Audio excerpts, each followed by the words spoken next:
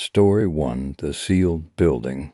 When I was a child, the school which I attended was peculiar yet wonderfully interesting. Whether it was the fact that it was surrounded in places by overgrown bushes, and opposite a strangely crooked wood which ignited my imagination, or perhaps the funny, eccentric, and sometimes fearsome teachers and kids which populated it, I do not know. I'm not sure of when it was built, but it certainly stood out from the houses and quiet streets which surrounded it, covered as it was in a bright fiery red paint which drew your eyes to it immediately. There I went from the age of 5 up until I was 11 or 12, and, like most children, I have both fond and cruel memories of it. Each day, with a rucksack on my back, I would wander past the crooked wood and wave to the lollipop lady Mrs. Collins, a kind old woman whose job it was to stop traffic with her bright yellow sign, letting us cross in safety, and after meeting my friends, walk through the rusted brown gates into one of the playgrounds. It was rumored that in the past the two grounds existed to separate boys from girls, both an understandable and utterly outdated concept. By the time I had went to the school, the first playground had been assigned for those aged 5 to 8, the second for those aged 8 and up. In the older kids' playground there lay a small red brick building which stood on its own, disconnected from the main school complex. It had long since fallen into disuse, and in fact had been sealed from prying eyes, its doors and windows walled up with stone and mortar, making it impossible to see what was inside. Its purpose seemed a bit of a mystery, as most of the teachers seemed to skirt around the topic entirely. But of course stories spread amongst the wild imaginations of children, and in my school this fondness for outlandish tales of tragedy and forbidden places often led to bizarre rumors and whispers, particularly pertaining to the sealed building. Obscurity is a fertile ground for the fantastical ruminations of youth. When me and my friends were in the younger playground, we would sometimes sneak down a narrow passageway which would lead to the other and peek around the corner. There we would see the older kids playing football or just hanging around. It is amusing how younger children look to their older peers, thinking that they seemed to be having so much more fun than us. But before we would be chased away by the janitor or a passing teacher, my eyes would always lead to that sealed building. There was something lonely about it, isolated, and while it was surrounded by the yells and vibrancy of a schoolyard, its appearance suggested a grave silence to me. Some of the older kids liked to scare themselves and us, and told us dramatically that it had been used as a science department, and that there had been a hideous accident there, one which had produced strange and gruesome things which had to be kept from the world. Even as a child of 8, I knew made-up nonsense when I heard it. Then there was the account that it had been a previous and rather brutal head teacher's office decades earlier, and that he had died there in a fire. His ghost obviously still haunted the place, and it was better that the vengeful old sod be contained there, fuming at his desk as children enjoyed themselves and played nearby. Again, utter garbage. There was, however, one account of why the place had been abandoned which seemed more plausible to me. The building was in fact a toilet. Yes, a normal toilet.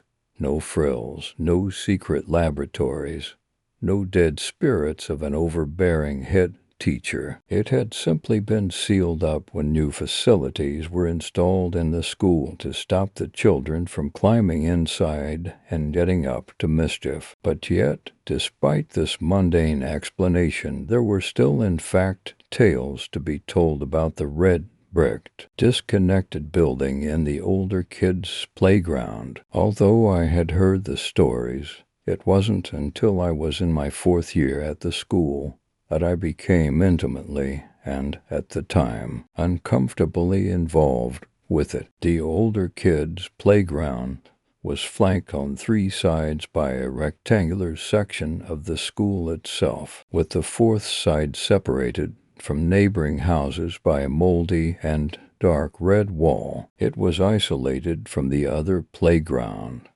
other than the aforementioned passageway, and to further the feeling of imprisonment, was characterized by tall metal fencing which rose up in places where a brave classmate might have attempted their great escape. Yet there was one old gate which did allow access of sorts, but like prison guards, the teachers tended to check on it regularly. There, in the corner of the grounds, lay the old building. Its windows were indeed enclosed in brick, as were its doors, but the roof seemed unusual to me, being flat in places, and surely gathering puddles of rainwater during the wetter seasons. I was, at that age, and embarrassingly still to this day, terrified by heights, and it was much to my horror when I discovered that climbing up onto the roof of the old toilets was seen as a rite of passage of some sort. Don't misunderstand me. We weren't forced to go up there, but children can be cruel, and when someone new to that playground showed weakness or fear, this would often result in them being picked on. Over the coming weeks I watched as each of my friends climbed up onto the roof when the opportunity presented itself, dangling their legs over the sides nonchalantly once up there, one by one claiming their right to be in the older playground, while I succumbed to ever-increasing taunts about my fear and cowardice. Don't disbelieve me when I say I did try. Several times a ball would be kicked accidentally onto the roof, and my classmates would turn to me to retrieve it. I even made it up the side of an old drain pipe on a few occasions, far enough to reach my hand up and over to touch the roof's surface. Yet each time I would fail, fear would grip me, and with each admission of defeat, the name-calling and embarrassment intensified. I can trace back a curious and probably detrimental aspect of my personality to that time. You see, failure in front of strangers to this day does not bother me, but friends, family, even acquaintances, the very idea makes me break out in a cold sweat. Later in life I followed the stereotypical path of chasing fame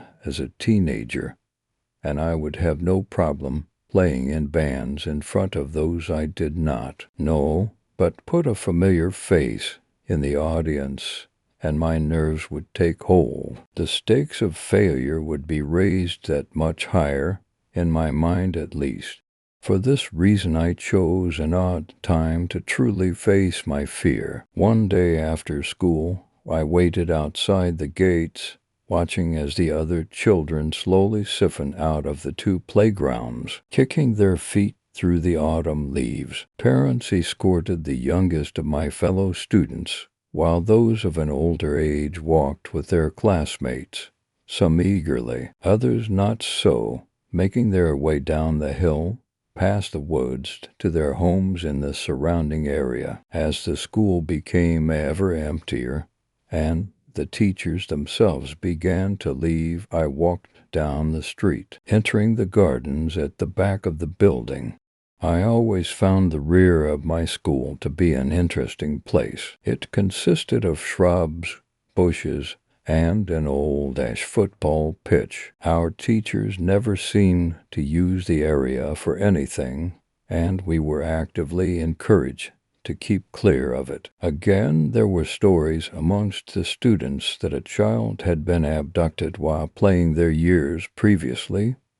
Whether that was true or not, I do not know. Once I was as certain as I could be that everyone was gone. I sneaked through the bushes up a small incline to the rear of the playground. There, embedded in the wall, was the narrow brown gate which the teachers kept a watchful eye on, but as far as I knew was never used. I assumed that it had served a legitimate purpose years previously, but for me and my friends, it was the place where we would climb over to run around the school grounds at the weekend when no one was there. It was an exceptional place to play. One manhunt with so many nooks and crannies to hide in. As cautious as I was, I wanted to truly attempt to get up onto the roof of the old toilets. In my 8-year-old head, I had visions of sneaking up there in the morning and surprising my friends, or running up there to heroically retrieve a girl's ball. In childhood, we think that those around us really care about our actions, but in truth they are of little consequence to anyone other than ourselves. Yes, I had been bullied a little for not being as strong or as fearless as those around me, and that sense of public failure, of insecurity, while a potent sensation at a young age, while in hindsight completely exaggerated, was enough to give me the courage to at least attempt the climb. I had considered asking one of my friends to join me, as I was nervous that a teacher might still be there, that I would get into trouble, and so needed a lookout. But this would only have given me someone to fail in front of. I decided to attempt it on my own. After waiting for what seemed an age, I slowly climbed over the gate, which rattled unnervingly under my movements, echoing out around the playground. Then, after hesitantly observing the hundreds of windows which dotted the school from movement, and happy enough with the absence of light emanating from them, I stepped silently to the sealed building. Even though I knew as little as an audience of one would affect my confidence, I partly wished that I had not been alone, as the building and its deserted surroundings left me feeling uneasy. I knew, however, that if I just got up there once, that I would have conquered my fear and would be able to climb up onto the roof with ease in future,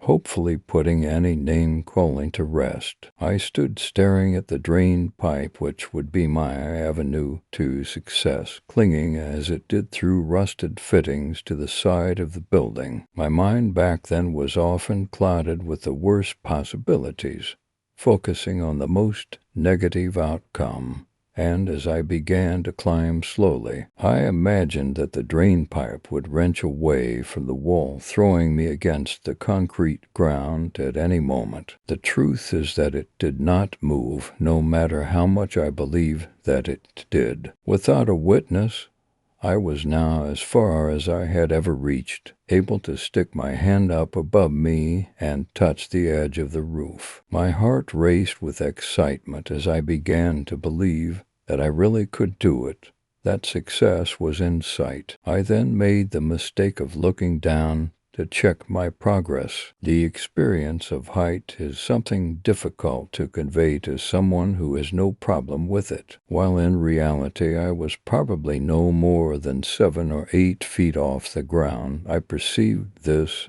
as a monumental distance. I felt my stomach churn, my heart beat erratically, and the world below began to spin and distort. Worse still, a loss of nerve permeated my body, leaving me feeling weak, and I could feel my grip begin to loosen. It is strange how the mind works, for just as I was ready to admit defeat once more and retreat, the insults and jeers of my classmates rang throughout my awareness as if they were present, down there, taunting me with what was for me a huge effort I found myself continuing to climb upwards, my hands reaching out to the damp roof. And then, before I knew it, there I was, letting out a laugh of excitement. A sensation of relief washed over me.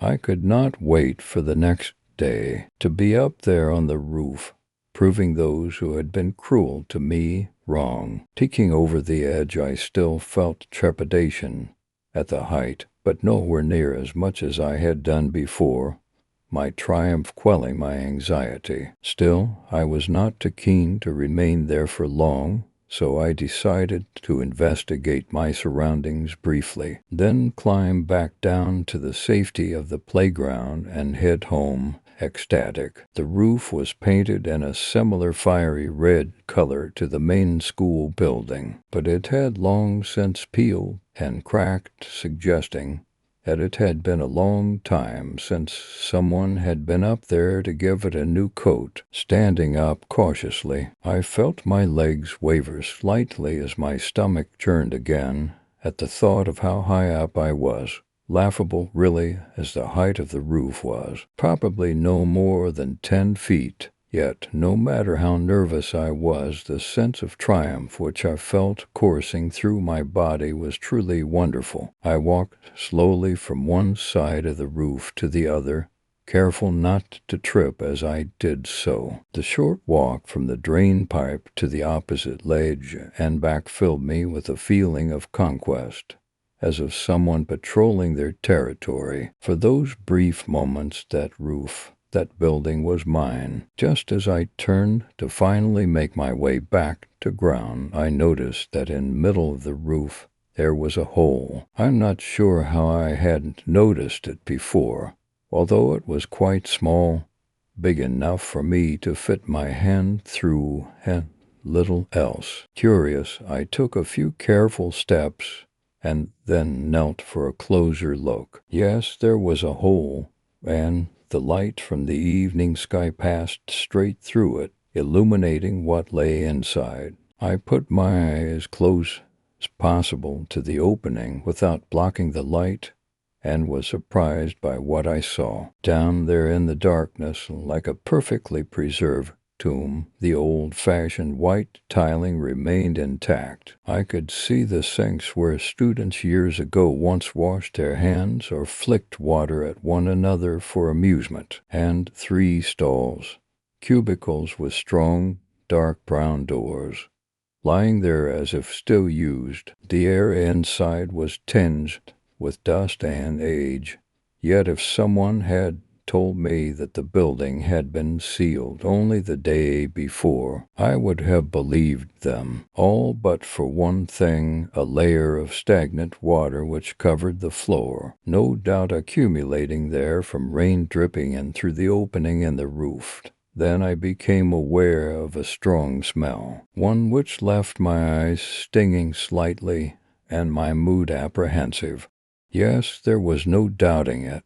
Someone was smoking a cigarette nearby. My heart sank as I lay there motionless, cursing myself for taking too much time on the roof to celebrate my victory. A teacher, or perhaps the janitor, must have stayed behind to work late, and was probably standing in the playground below. I thought that they must have been closed, as the smoke smelled thick and oppressive. I lay curled up on the cold, wet concrete, waiting for whoever was there to leave. The now almost caustic smoke seemed to be increasing in strength, and several times I had to hold my breath, frightened that I would cough and be caught. I do not believe I exaggerate when I say that I lay motionless for half an hour. Yet it took me all that time to make a simple, yet unsettling observation. While I could smell the smoke,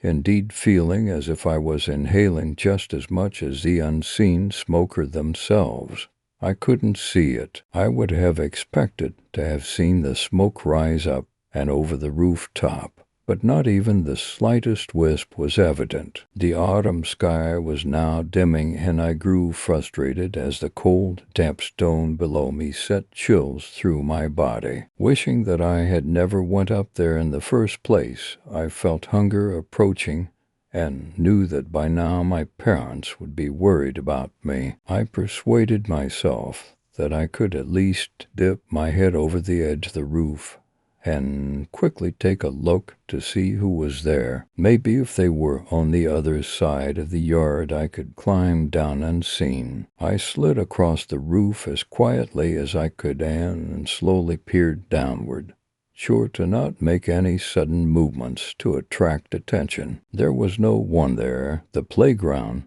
was empty, and the darkened windows of the main school building seemed as vacant as they had done before. Yet the smell and taste of cigarette smoke still filled my lungs and stung my eyes.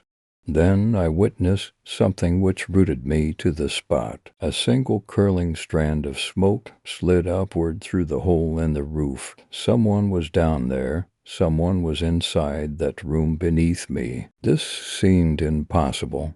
As far as I was aware, there was no way inside. The building had been sealed off perfectly from the outside world, yet there it was, a puff of cigarette smoke which escaped first from the mouth of someone unseen below, and then through the hole in the roof to where I had been lying. My triumph of finally facing my fear of heights seemed a distant memory, and now all I could think of was getting off of that roof to safety down below. But the hole lay between myself and the drain pipe, and curiosity being as gripping a mindset as any, I decided to take a quick look inside before quietly making my escape and leaving the building behind. As I approached the opening, the smell of smoke grew stronger still, and as I peered inward, the thought of "don't look" filtered through my mind. But it was too late.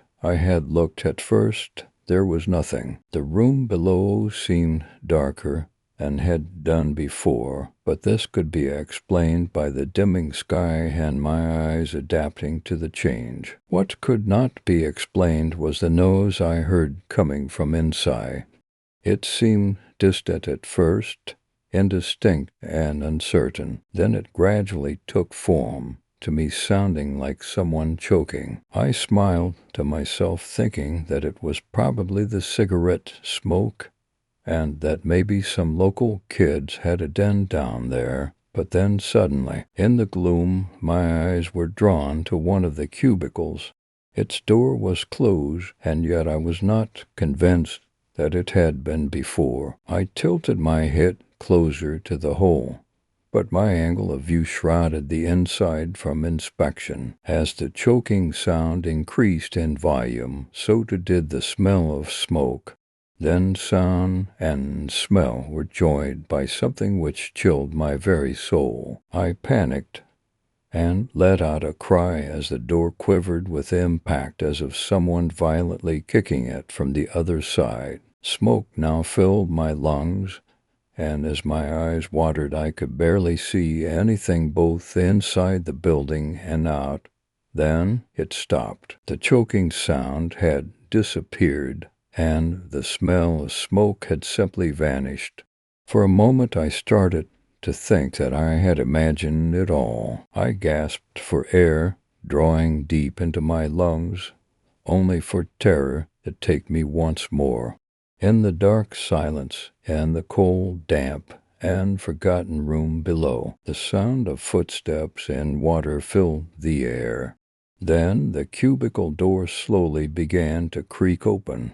I can't say entirely what took place after that. I believe I blocked much of it from my memory. Apparently the headmaster, an intimidating yet kind man by the name of Mr. McKay, had been in his office working late on the other side of the building. When he was disturbed by the sound of my screams, he rushed outside and found me on the roof, curled up into a ball, paralyzed with fear, sobbing. After some reassuring words, he helped me down took me to his office, where he once again guaranteed that I was safe, and then phoned for my parents to come and pick me up. I trusted Mr. McKay implicitly, and as I fought the terrors back, I described everything which had happened: the roof, the smoke, the cubicle. As I told him my story, the blood drained from my headmaster's face. I have long thought about what he told me in that office after hearing my account. Perhaps he wished to frighten me so that I and others would never venture up there again. And, looking back, it does seem to be a strange thing to share with an already frightened child otherwise. But he seemed genuinely disturbed by the events I had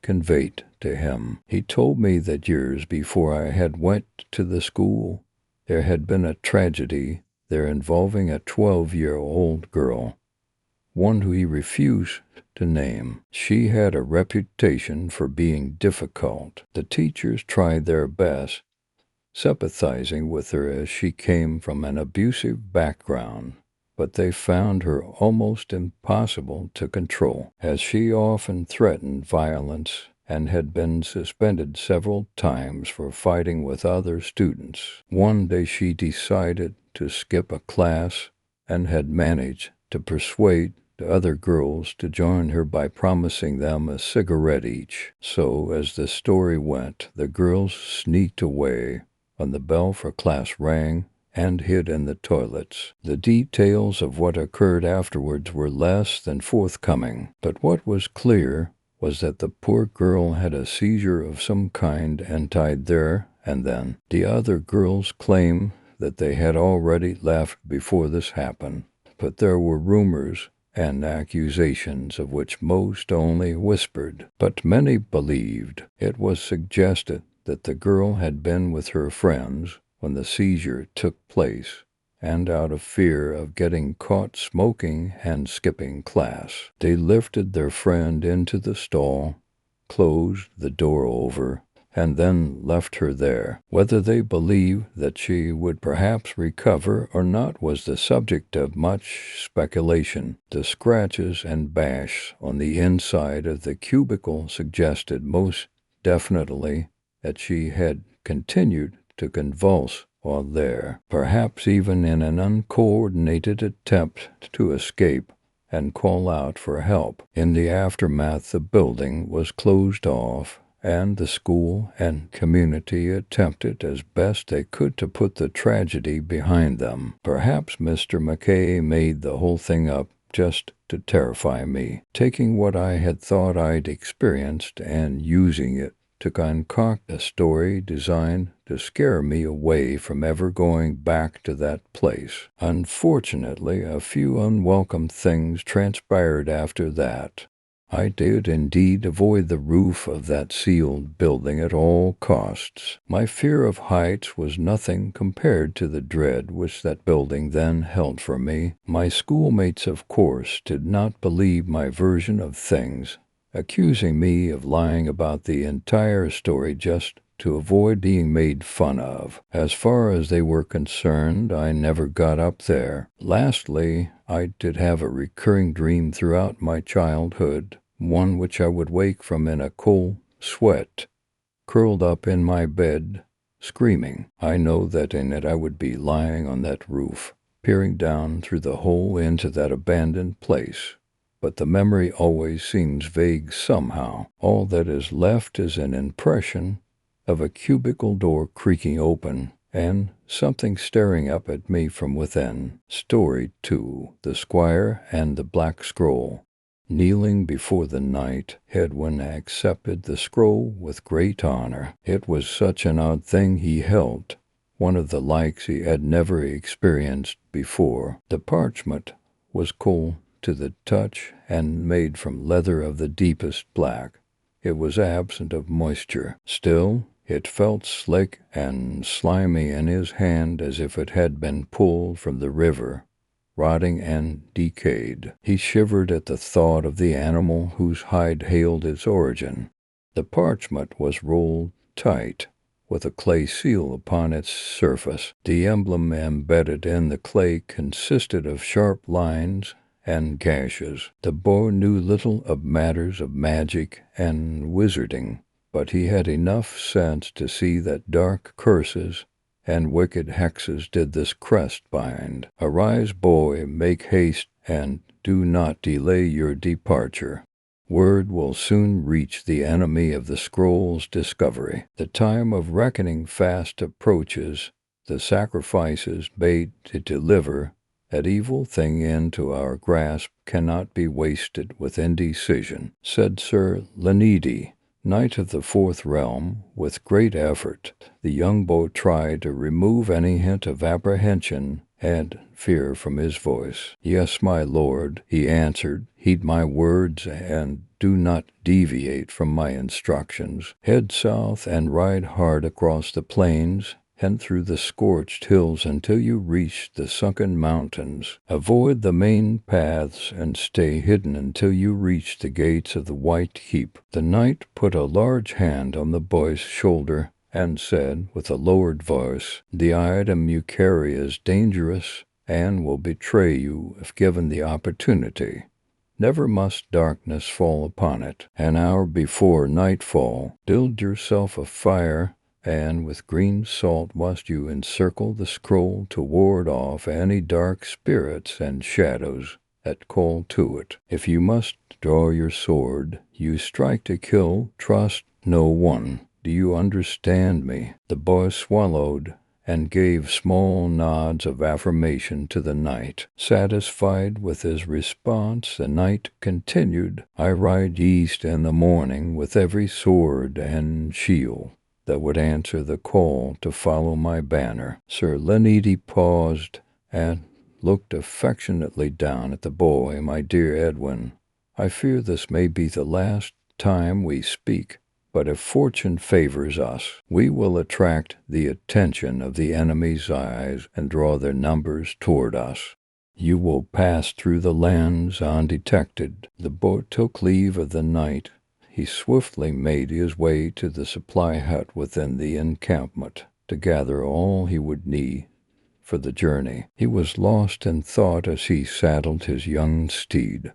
He thought of the war that tore through the land from an enemy that came from the stars. He wondered about the object opally displayed in the daylight upon his saddle-bags. He pondered what would come to pass if the rays of the sun no longer fell upon the scroll. So focused on the dark scroll was he took no notice of the hooded figure that approached from behind.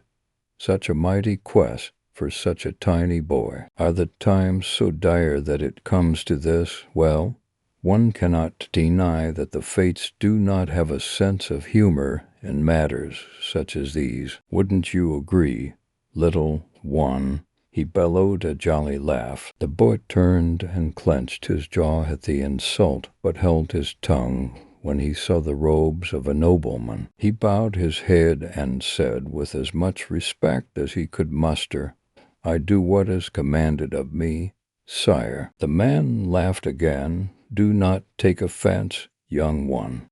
I merely saw an opportunity to jest with you, although it might be wise to avoid such things until a more appropriate time, wouldn't you say? The man's eyes suddenly narrowed as if truly seeing the squire for the first time.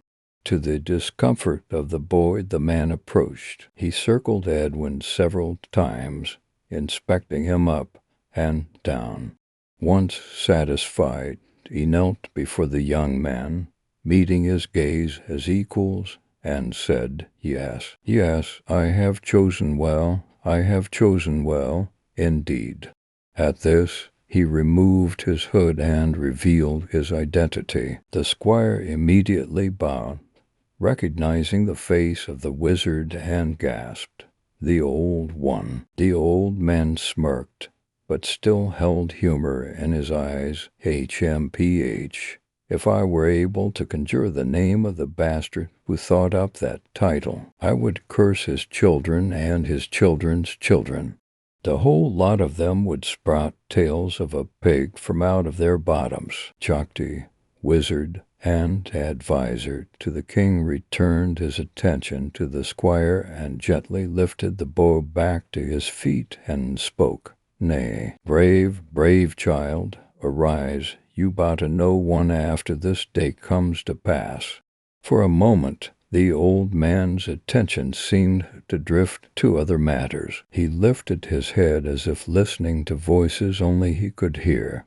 After a time his eyes cleared, and they fell upon the boy. He hurriedly began helping to load the squire's equipment and supplies on the horse. He said, "Time is precious. So little of it remains, and you have so far to go. However, do not despair, my lad. You do not go into the wilderness without defense and unprepared." The wizard reached into his robe, removed several objects, and presented them to the boy. He held a torch, a dagger, and a leather pouch. He said, "I give to you the eternal torch of El-Anandara. Darkness will flee from the light of the flames it shines. Bathe that wretched thing you carry in its glow, and you will be safe." Next, the wizard held up a sheathed dagger of silver and blue steel. He spoke, "This is the blade Ainula-Dera. It fell from the hand of our goddess the day she succumbed to the enemy and was stolen from us. May it give you sight in your darkest hour. Respect this blade, and it will serve and protect you well." He placed it in the boy's hand. He lifted up the final item and gently laid it in Edwin's hand. Long ago, a mortal and an angel formed a friendship during the War of Daemoni. So deep was their bond that it surpassed death and immortality. At the end of the mortal's life, the angel wept silver light and offered up his wings to exchange places with his dear friend. Moved by this act, the goddess called back his friend from the afterlife and made each into a star. She put them in the night sky where they would stand next to each other for all eternity, never to be separated. As they ascended, each shed joyful tears of silver that fell to the ground. "My dear boy, I now give to you this pouch. It holds the very last of our most treasured possession, silver salt from the tears of those two old friends. It is but a pinch, but it is all that remains, and no more will there ever be after this is gone. Use it wisely, and as a last resort." The wizard led the horse to the encampment's edge and helped the squire mount his steed. He spoke, "Accompany the scroll and personally place it in the hands of my sister, Aliadria. Tell her you carry the scroll of Necrotoritum. She will know what to do." Trying to feign as much courage as possible, he asked the old man, "My lord, why does this scroll carry such importance? Why do you entrust its charge to me? I am a mere squire who has barely seen the edge of battle." The wizard gazed sadly at the child and said, "My boy, I am afraid your questions must be put aside for another day. The less that is known to you, the better. If it were up to me, a garrison of our mightiest men would accompany you. But this quest is for you and you alone.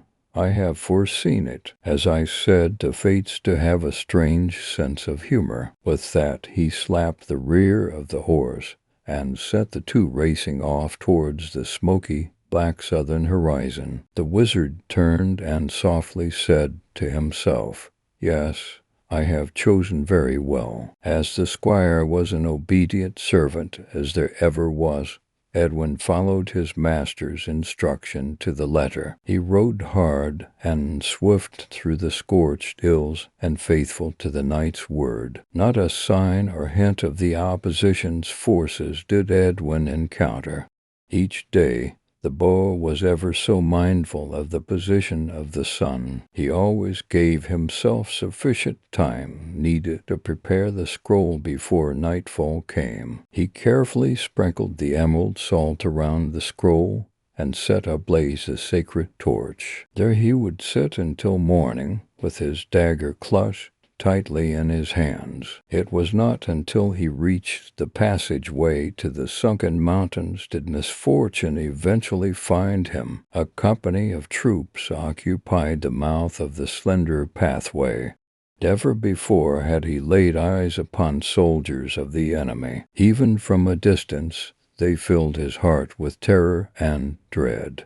Long and slender, they stood motionless along the rocky path. Stalks of pointed knobs protruded from their brown and black rotting flesh and grew like that of moss upon the trees of the swamp. No hint of eyes did they possess except for pinprick glints of silver like that of a coin. Their mouths slowly opened and closed, reminding him of a fish plucked from the waters with gills gasping for breath. Consulting his map, the boy confirmed what he already knew. Only one other path could he take. Determined to complete his quest, he continued south and followed the river. When night approached, Edwin repeated his ritual of protective spells and brought his beloved horse into the safety of the torch's comforting glow. Edwin shuddered at the thought of his new destination, the Devil's Maw. It is said,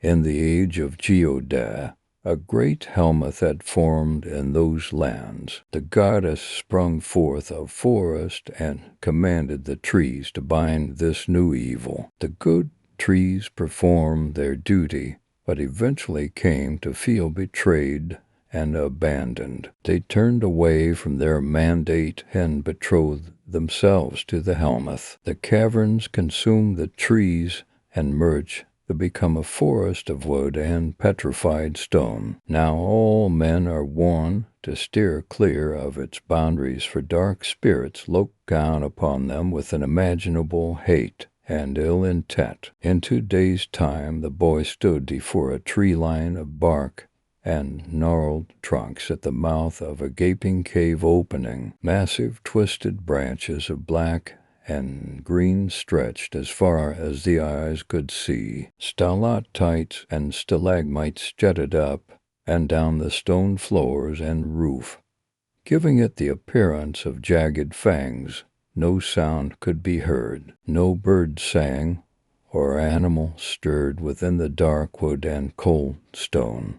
The silence and absence of movement were oppressive upon the young boy's spirit. He took what supplies he could carry, unsaddled his beloved horse, and removed its reins. He took a handful of hay from deep within his satchel and held it up to the horse's snout. It caught the scent of the feed and ate gratefully from the boy's hand. Edwin spoke. "This hay comes from the stables to the nobleman's steeds at the keep. Follow its scent and continue south along the edge of the forest and caverns until you stand before the walls of the White Keep. My fate lies on a path you cannot follow, my friend.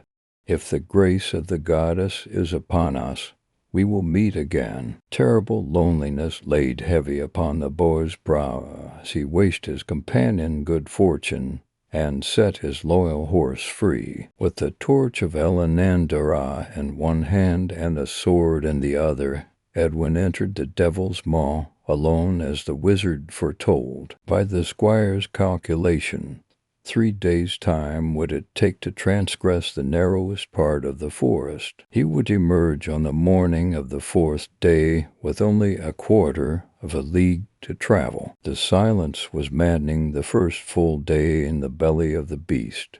True to its word, the torch of Elenandara burned brilliantly. Never did its wood burn down, nor was its all consumed by flame.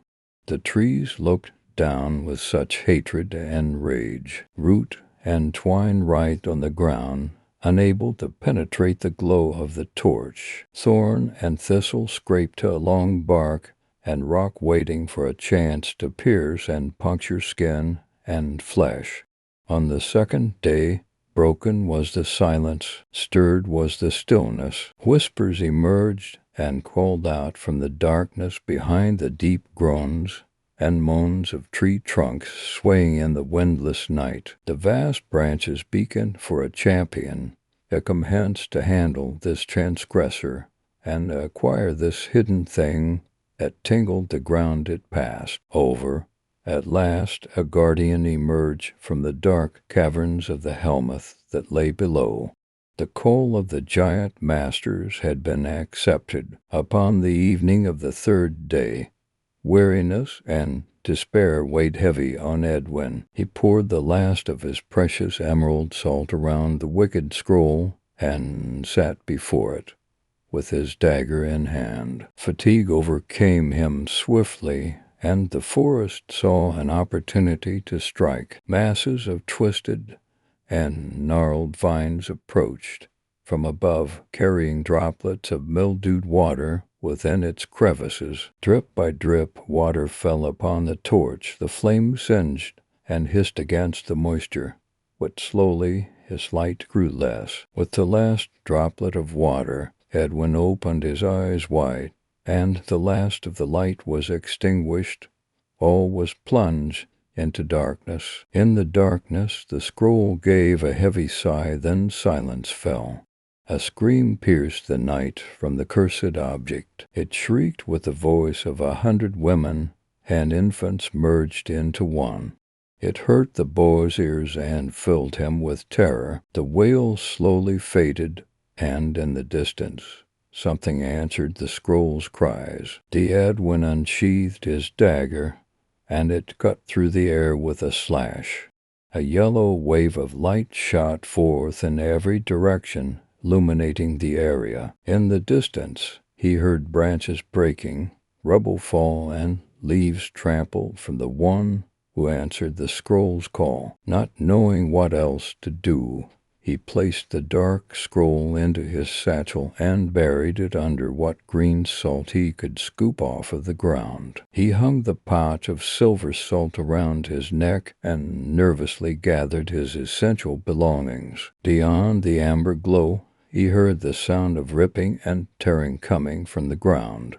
A large black root had emerged from the wet stone ground. Blackthorn covered its body and glistened in the yellow light as it reached for the boy. More thorned roots emerged from the grotesque plant and rattled in the cold air. The boy fell to the ground as similar ripping sounds began to emerge from his left and right. The sound of galloping feet grew closer from the woods. The black root curled itself into the shape of a scorpion's tail, preparing to strike. The Edwin pushed himself off the ground, with only moments to spare as the black root shot towards him. In a burst of speed, the boy ran toward the direction that would lead him out of the forest and caves. He ran without letting up, occasionally slashing at vine or thistle that moved towards him with the bloodlust of an enraged animal. The footsteps of his stalker were relentless in its pursuit. It stopped on the ground and then leapt to the trees and back to the ground. The boy scrambled to the top of a ridge and saw a cluster of vines not yet afflicted with the forest's curse. He grabbed the vines and swung across the open gully to the other side. He quickly cut the vines to prevent anyone from following. He turned to leave when the sound cut through the air.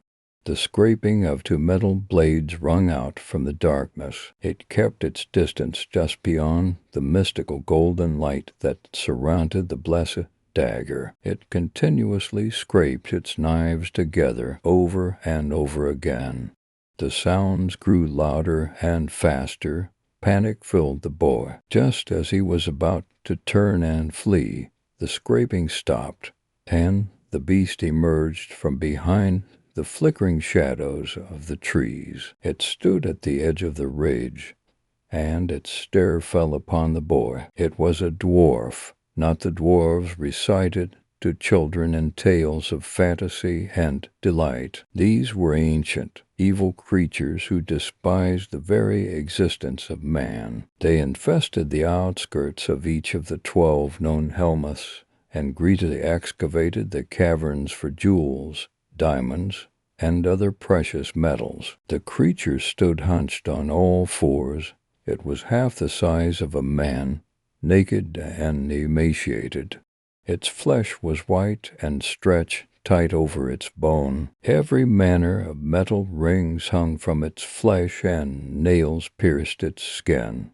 Filled was its mouth with two rows on top and bottom of needle-thin teeth. Upon its head sat the only clothing it wore, a pointed hat, stained brown and red, and made from the skin of human flesh. With a smug confidence, it turned and walked away from the ridge's edge. Turning, it bellowed a loud howl and ran at full speed towards the ravine. The boat turned to flee as the beast jumped high into the air, landing a short distance behind him. Edwin suddenly stopped and swung his weapons in an attempt to surprise his foe. The white creature easily batted away each strike with its two short and twisted blades. The bow swung and jabbed, but the pale beast evaded each slash and every attack. It hopped from the ground to the branches of the trees, then back to the ground with speed and grace. Cackling, it was now just playing with the boar. From behind, it jumped onto the boar's back and buried its needled teeth into the boar's shoulder. He howled in pain and stumbled backward until he slammed the creature into the trunk of a tree. Its teeth shattered and broke off in the boar's flesh. The wounded Edwin was losing this duel, and he knew it. He then looked past the dwarf and saw the ground slope downward and heard the sound of running water. A glimmer of hope crossed his eyes. He broke the bindings of the pouch around his neck and poured its contents into his hand. With all his might, Edwin charged at the dazed creature. He slammed hard into the dwarf, sending the both of them spiraling out of control down a wet hillside and towards the running stream's edge. They rolled and tumbled for what seemed like forever, until crashing hard at the hill's bottom. The beaten and battered Edwin slowly crawled towards the water's edge to make his escape, but the dwarf was unfazed and pounced on the boy. He landed hard on the boy's body, submerging his head underwater. It grabbed a handful of hair and yanked Edwin's head back roughly to expose the child's throat. It laughed in his ear and spoke insults to the boy in its strange tongue. The Edwin could feel its hard member dig sharply into the small of his back. He felt the cold steel pressed up against his neck, blood already beginning to trickle from the cut of the blade's sharp edge. The dwarf lifted its head and howled a cry of victory. Before the breath from dwarf's yell of triumph had entirely left its mouth, Edwin turned his head around and spat a mouthful of water directly into its face. Silver beads of light erupted upon contact with the dwarf's face. It clutched its face. Flesh fell away in mushy clumps and seeped between its bony fingers. Oily black and green blood bubbled over its cupped hands and oozed down its arms. Its eyes were expelled from its skull with such force the dwarf's head snapped back sharply, breaking its neck. Paralyzed, it wailed in agony from the silver salt eating into its face. Unnoticed, the boy had put the salt into his mouth before his head was plunged underneath the cold water. Triumphantly, the young boy picked himself up and stood over the broken body of the fallen dwarf. In the distance, light from a new dawn broke through the forest edge, and the boy smiled. Sir Edwin tightly grasped the hilt of his sacred dagger, and with two mighty swipes, he took the head and manhood of the conquered dwarf. On the fourth day,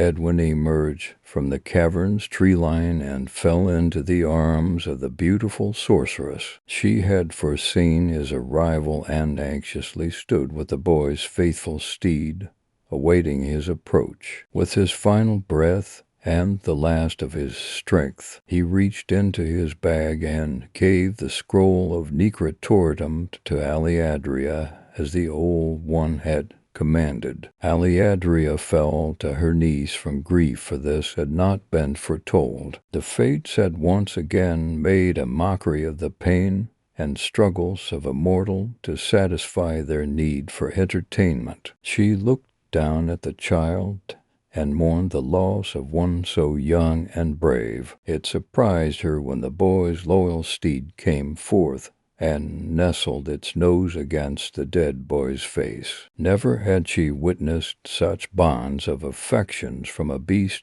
towards a human soul. If she were to render a guess, she would swear it too was grieving the loss of its companion. She could not help but feel pity for the animal. Her thoughts were interrupted when a glint of silver sparkled and caught her eyes from within the child's mouth. Hope ignited within Aliadria as realization ascended upon her. The reunion between two friends had created a moment powerful enough to find the tiny granule of silver salt. Aliadria smiled as she saw the depth of friendship these two dubious characters shared. The sorceress quickly took out her wand and waved it in circular motions over the boy's body. She said, "Not yet, child. We beg you not to leave us. You have so much left to do in this world. Come back, come back." Edwin's body began to shudder, and the lids of his eyes fluttered. They snapped open with awareness and life, and Edwin took in a deep breath of air. Tears of joy filled his eyes and flowed down his cheeks in streams. Trails of moisture glistened with magnificent light from the silver salt they held. He clasped the beautiful sorceress by her hands and said, "She is real. She led me through the darkness towards your voice. She spoke of the scroll and revealed its secrets to me. I know how to use it. Be still." "Of whom do you speak, child?" asked Aliadria. "The goddess, my lady," said the boy. "I know where she is imprisoned. I can find her and break the bonds that restrain her." Edwin stood shakily to his feet, his face now ablaze with light from the silver salt of his dried tears. He spoke with such joy. "She gave me a message to deliver to the old one."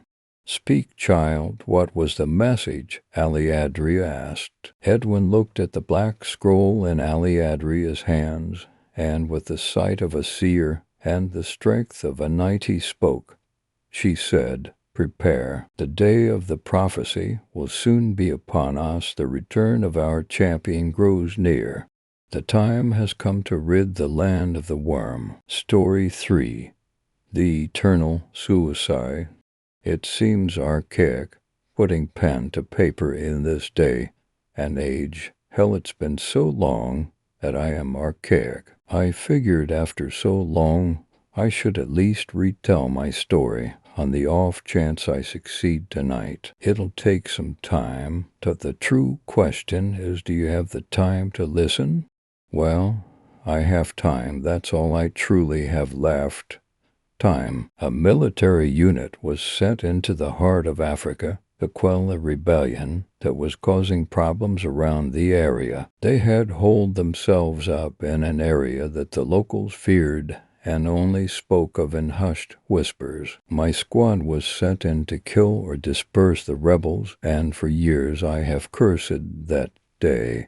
Why did I ever volunteer for that mission? Why did I allow myself to want such a terrible burden?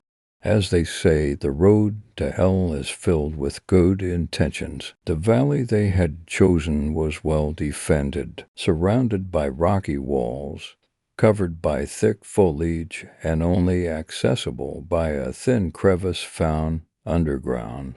This place was a natural form fortress. Legend says that this place was once home to a man, a woman, and their many daughters. The woman was young and beautiful, and her children were equally so. As the years went by, the mother began to age, and the children grew more and more beautiful. One night, the eldest daughter and the mother were speaking in private, as they often did. The daughter claimed she was even more beautiful than her mother. The mother laughed and told her that her beauty was unmatched, but the daughter persisted and persuaded her to look into a nearby stream and see for herself. When the mother did, she was horrified to find that she was indeed less beautiful than her daughter. Time had given her wrinkles, white brittle hair, and cloudy eyes. In a fit of rage she grabbed her daughter by the throat and shook her. She shook her, screaming at her that she had stolen her beauty. The daughter tried to fight back, but quickly succumbed to her once loving mother. After she was dead, the mother looked once more into the stream and saw her beauty return. Overjoyed, she returned to her home, claiming the eldest daughter had left to find herself a husband. Years passed, and once again the mother began to age. Slowly at first, but then faster and faster she aged, growing feebler with each passing day. Again she took the now eldest daughter to the stream and spoke to her. Before the daughter could say a word, she was strangled by her mother, and as her life faded away, the mother's beauty returned. Again and again she did this until she was left alone with her husband. One day the husband went for a walk with his wife, and they came upon the same stream. As they spoke, he tripped upon what he thought was a root. When he examined it, he saw that it was a bone. The mother insisted it was merely an animal bone, but her husband continued to look and soon found the remains of all of his daughters. Enraged, he turned to look at his wife and saw that she was reaching for his throat as well. He quickly subdued her and then trapped her in a small cave at the far end of the little valley. He prayed the gods curse her with the immortality she so desperately wanted. The gods obliged him, and since that day a small stream flowed from that cave. It was said to be the mother's tears of sadness, regret, anger, and even madness that flowed from that cave, from the woman cursed with immortality. When my squad arrived at that cursed place, we knew nothing of the legends. We knew our mission, and nothing else mattered. However, fate rarely has the same goals in mind for those it has power over. When we arrived, the rebels' camp was destroyed. The smell of blood and gunpowder pervaded through the air. We found bodies that were riddled with spears, knives or cut to ribbons. Nothing made sense. It was like a scene out of a western. We searched but found no sign of whom or what could have done this.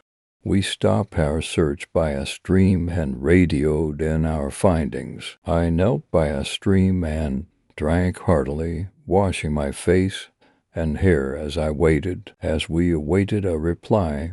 A solider to my left let out a gurgling choke. A spear had made its home through his throat. We immediately took arms and searched for who had thrown it. More spears flew, and 2 more soldiers fell dead. The remaining 3 of us ran towards the exit.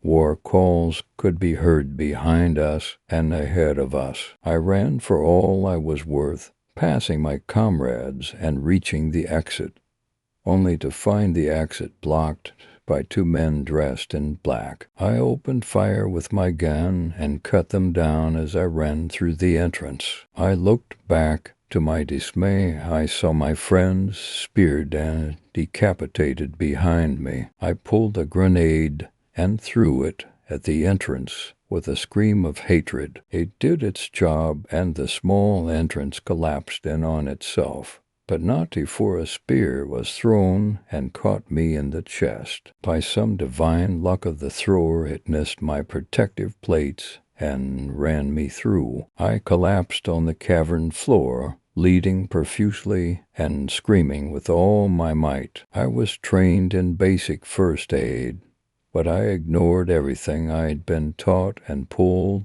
the spear out of my chest. I could tell by the blood I'd lost that I'd be dead before I could make it out. I did my best to staunch the bleeding and took some morphine to bring down the pain. After that, I slowly got to my feet and stumbled out into the light before collapsing, welcoming the blackness that surrounded me. I awoke in a hospital bed hours later.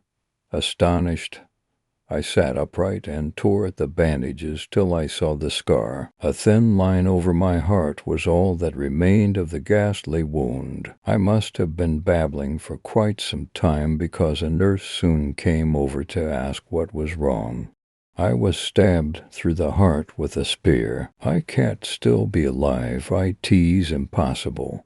I screamed, anger bleeding through my words. Sir, you had a simple slash wound. It barely reached your ribs.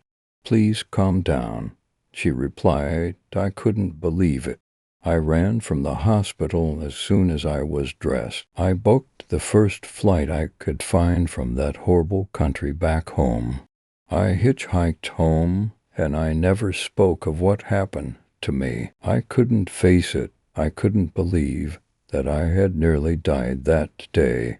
My dreams were haunted from that day on. I saw the spear impale through my body again, saw the remains of my comrades reaching out to me. Their eyes were full of spite at the fact that I had survived where they had not. Every night I woke screaming how sorry I was for surviving, for leaving them behind. Years passed by, far quicker than they should have. 10 years to the day, and my body was still the same as it had been. My family aged, but I still had the glow of youth I always did. The doctors called it a modern miracle. I couldn't age. At first I saw it as a gift, some cosmic repayment for seeing that place and losing so much there. Then one day, while driving with my family, it happened. A semi-truck ran a red light and slammed into the car, flipping us end over end. I was thrown from the back seat and skidded across the road like a rag doll. At first I thought another miracle had happened. I felt the pain of road rash and bruises that would accompany the bouncing around before that. Then I looked down and saw all the damage. My rib cage was obviously crushed. My leg was bent backwards at a horrible angle, and a piece of the car had found its way through my throat. I lay there, once again welcoming the warm, dark embrace of death once more. Again I woke in a hospital bed, groggy, exhausted, and confused beyond belief. I looked over and saw a sheriff sitting beside my bed. He informed me that my family had died in the car accident, and that by some miracle I had been spared. I looked myself over and saw my chest was back to normal. My neck was wrapped in gauze, but when I tore it away, all I found was a star-shaped scar. I wept for hours, screaming at everything and nothing. I wanted to die. I wanted the same fate as my family. Eventually, I checked myself out and just started to wander around. I never ate, yet I wasn't hungry. I never drank, and yet I didn't feel thirst. How many years went by, I'll never know. 60, 70, I stopped keeping track. There I was, the man stuck in time, given the gift of life for all eternity. Yet all I wanted was death. Everyone I knew was dead, and each night when I slept I saw their faces, twisted in death from trauma, age, and most of all jealousy. They hated me and wanted to rip me apart. Each night I saw the same images, and every time I'd wake with such fear and sorrow my existence. Now, as I sit here with all the time in the world, I want to warn you. Eternity is a long, long time. I've seen horrible things and greatness. Now all I want to see is my tombstone, holding the loaded shotgun to my throat, so that the shot will go straight through my head for the 8th time tonight. I know now that this is nothing more than a curse. I know that this won't end me. I know that every time I cut my head off, it'll stay alive till I pick it up and put it back on. And I know that each time I hold a grenade in my teeth, it'll just put me out for a little while. At this point, that's all I'll spend my time on. It's the only thing that I can do to keep the nightmares at bay. The eternal suicide, that what I think I'll call this. Now, if you excuse me, I have many more attempts before I resign myself to more nightmares. Story 4, South Ferry, even from the far end of the platform, seeing the whole of the lower station at 190th Street, Harold noticed only one other person waiting for the train. Granted, it was quite late, around 2:30 a.m. On what day was it? A weeknight, but still, it seemed unusually quiet. Harold could hear a single drip ticking the seconds away. Not quite seconds, Harold noticed. A little slower, he studied his watch, listening to the drops plop into the still, murky puddle on the tracks. Yes, the drip was slightly behind the ticking of the thin red hand of his watch, but only just barely. The puddle, obviously filthy, was large, filling up nearly the entire width of the train tracks, and almost spreading to the third rail. Harold vaguely wondered what would happen if it did, and if a rat decided to take a shortcut through. What would be to the eggplant-sized rodent a pond really? Almost a swamp. Would it be electrocuted? How did the third rail work? Anyway, there was always so much filthy water on the tracks, particularly after a heavy rain. One would think the tracks would be constantly littered with the charred carcasses of electrocuted rats. Harold thought vaguely that there must be some kind of fail-safe against that sort of thing, although he hadn't the slightest notion of what that might be. Besides, there were no rats to be seen on the tracks tonight. Harold had the habit of scanning the dark crevasses of the subway tracks, the piles of garbage commuters had thrown onto them for rats, to keep himself amused while waiting for the often insufferably slow train. The bigger the rat, the better. Sometimes, while he searched for the critters below, he'd see something move out of the corner of his eye, a shadow on the platform next to where he was standing. Of course, it would be a rat, usually the biggest,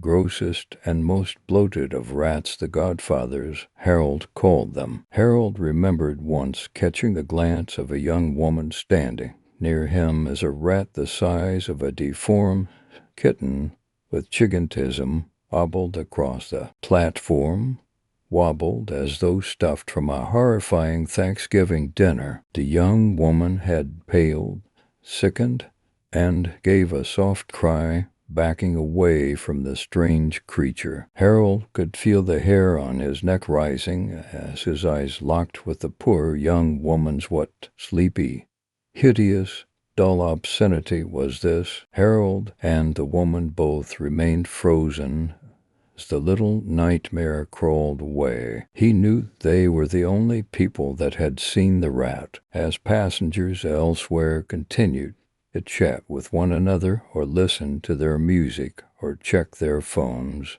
oblivious to the filthy, delayed vermin only feet away from them. Harold remembered shuddering how often had he himself stood on the platform, waiting for the train, oblivious to the horrible, slinky, wet creatures scuttering around him.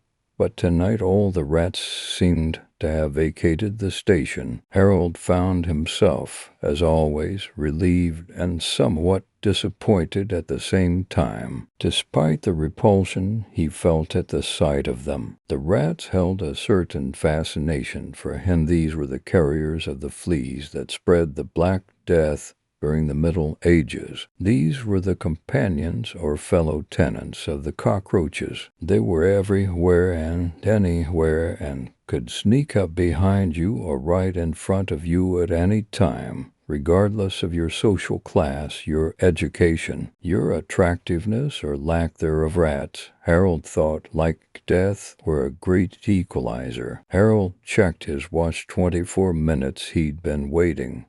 Still no train, not terribly unusual for the downtown one at this hour, but still slower, and he wanted to be on time. He started to think about what he needed to be on time for, which he was a little fuzzy about for some reason. The late hour, he assured himself. Yawning, he did know for sure he had to be in one of the first 5 cars because he was getting off at South Ferry. South Ferry was the last stop on the 1 train line, and you had to be in one of the first 5 cars to get off, otherwise the train would just loop back uptown with you trapped in it, going back the way you came. That had already happened to Harold before, and he was determined not to miss his stop again. Glancing up from his watch, from which he'd been mildly hypnotized, Harold noticed the lone fellow commuter waiting down the platform had moved closer to where Harold stood. His stomach fluttered a little, disconcerted, although the person, even with their back turned to him, now appeared to be an elderly woman. She wore a khaki raincoat with one of those shore cap bonnet things on her head, like the kind his grandmother had worn when it rained, so her coiffed white hair wouldn't get wet. Hardly a threat. Harold hoped she wouldn't come any closer. He had no desire to get sucked into conversation with an old lady, which would most definitely consist of pondering why or complaining about the train delay. Of course, the MTA made no announcements explaining the situation, and probably due to budget cuts, he actually hadn't seen if there was even a teller in the booth. He did wonder what the old lady was doing out at such an hour in this neighborhood, or where she would be going. Where anyone would be going at this hour on a weeknight, was it Tuesday or Wednesday, was beyond him. Maybe she was headed to visit a dying friend in the hospital. Maybe she was late-night shopping for cat food and insure. Maybe she was going to get laid. Harold suddenly pictured the old woman removing dentures, licking her puckered-up lips smeared with red lipstick, getting ready for some hot date night on the town.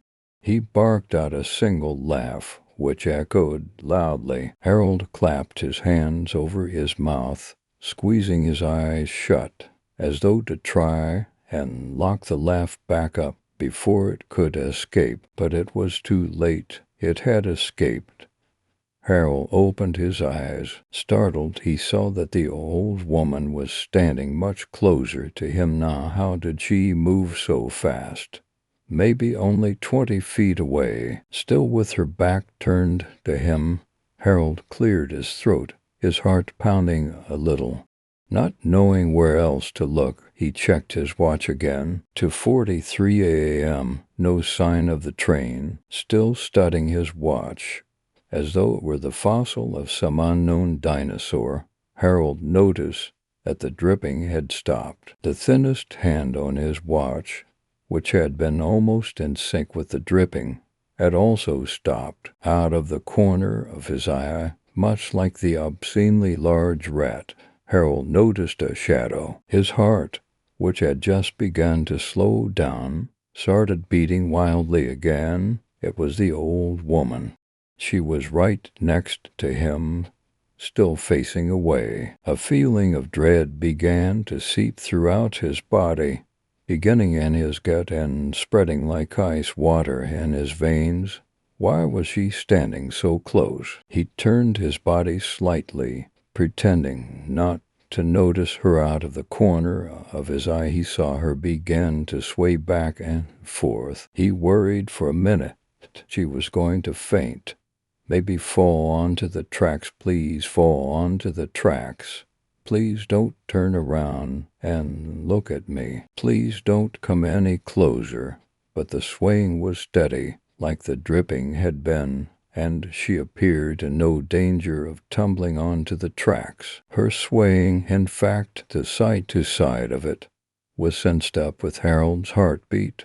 Did she know he was scared? Could she hear, sense, feel the rapid thumping of the muscle pumping blood, and now also terror through his veins?